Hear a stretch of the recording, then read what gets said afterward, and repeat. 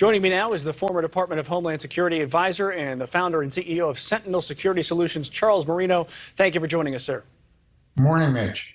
So my first question here is this legal? Can governors just send folks that are here with an illegal immigration status anywhere they want within the country? Yeah, it's tricky. And right now, the Texas governor kind of has the support of the American public in the sense that he needs to be active in his own security in the state. And that is, it's no secret that the Biden administration has abandoned its federal responsibilities of securing the border and enforcing immigration laws. So from the standpoint of his program saying, I'm now going to request that Texas Department of Public Safety be involved in securing the border and delivering those that are intercepted to the ports of entry, actually has wide support. But I think what he's getting involved in here regarding busing migrants to New York City and other sanctuary cities is wrong. I think he's got it wrong on this one. Well, it seems like mayors in New York City and Washington, D.C. are kind of doing exactly what Abbott said. They are saying, hey, all these people are showing up out of nowhere. We need more help from the federal government. And that's what Greg Abbott and Doug Ducey and other Arizona governors and Texas governors before them have been saying for years, that, hey, we need more help with this situation. Are they not just playing right into Abbott's hands here?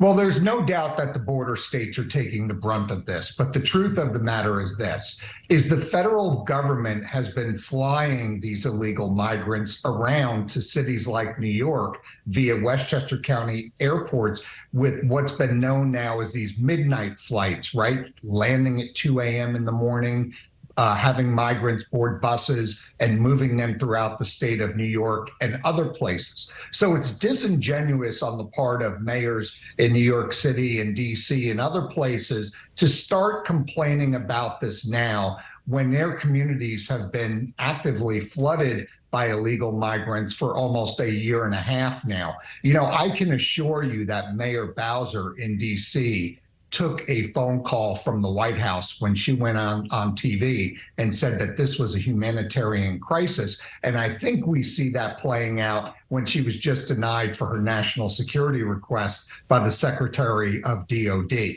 That's right. She requested the National Guard be brought in to help with 7,000 migrants that were sent on buses from Texas, and she was denied on that one. Now, when it comes to the future here, how does this play out? Is this just political theater between these two sides? It sounds like they're both sort of pretending here.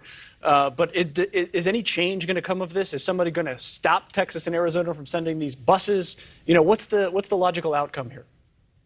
Yeah, it's going to be hard for the federal government to mandate states stop doing this when, like I said earlier, the federal government's been doing this as well. The federal government can't pick and choose what part of the immigration process they want to be a part of, right? You're either enforcing the laws on the border and within the immigration system, or you're not. And you don't have the luxury of saying, we're not going to enforce the laws, but we'll make sure that we relocate illegal migrants throughout various communities in the country. I don't think you can have it both ways. And I think for the federal government to make a claim that, hey, this is a federal responsibility, Texas and Arizona have no right to be involved in this, I think there's significant points there for them to push back and say, wait a minute, you've all but abandoned your responsibility here regarding federal requirements on immigration. Why do you only want to be involved in a portion of it?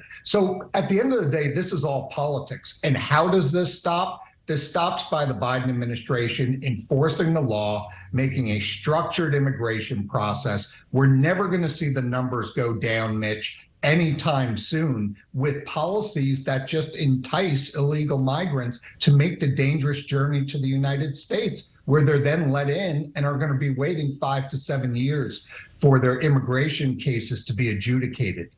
Yeah, we have been over this a few times, but everyone agrees that the situation at the border and immigration is messed up. No one agrees on how to fix it, and nothing gets done. That's Charles Marino discussing the latest catastrophe down there. Charles, thank you for your time. Thanks, Mitch. Catastrophe is a good word.